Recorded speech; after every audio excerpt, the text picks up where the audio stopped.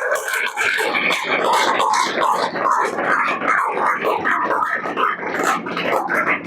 दोस्तों आज 14 अगस्त 2024 है।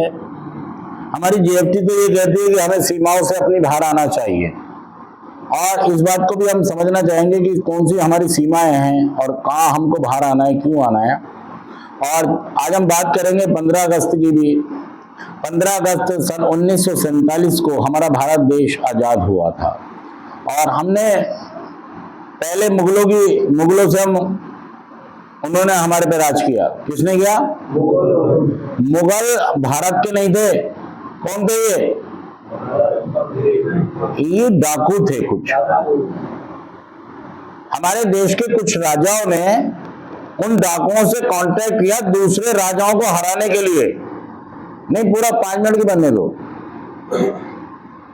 और उन्हें जैसे गुंडे हार कर लेते ना, ऐसे ही भारत के कुछ राजाओं ने गुंडों को हार किया। मुगल ये थे, ये मुगल के डाकू आज भी हैं। वहां से इनको बुलाया कि आप हमारा लड़ाई में साथ दे दो। हमने फलाने राजा को, उनके पास सेना थी लड़ने वाली, इन्होंने लड़ाई लड़ी पानीपत वाली।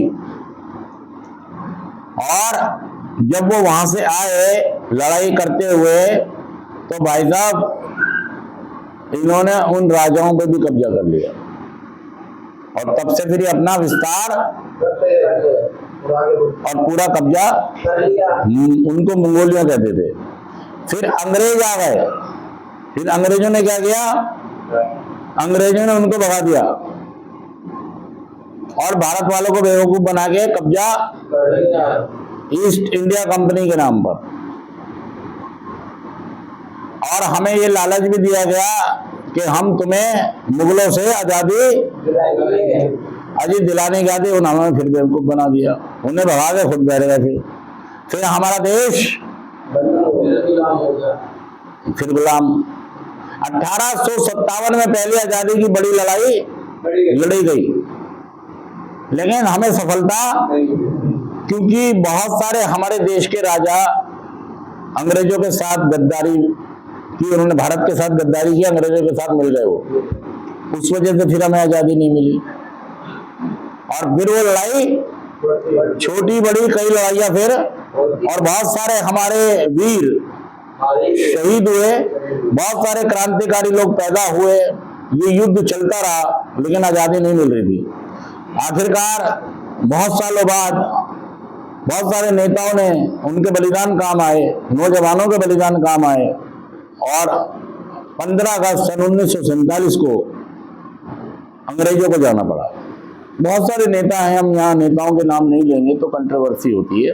तो बहुत सारे वीर थे, जवान थे, जिन्होंने, मेरे रोल मॉडल में जरूर नाम लूंगा सुभाष चंद्र बोस, जिन्होंने बहुत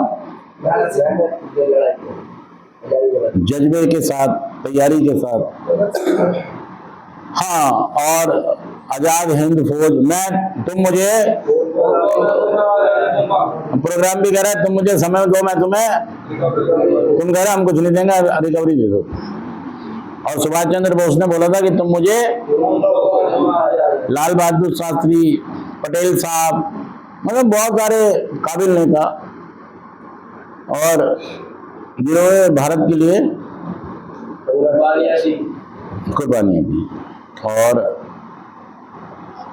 उनको याद करना चाहिए, उन्हें सल्यूट करना चाहिए, उन्हें सलाम करना चाहिए, क्योंकि वो नहीं होते तो शायद।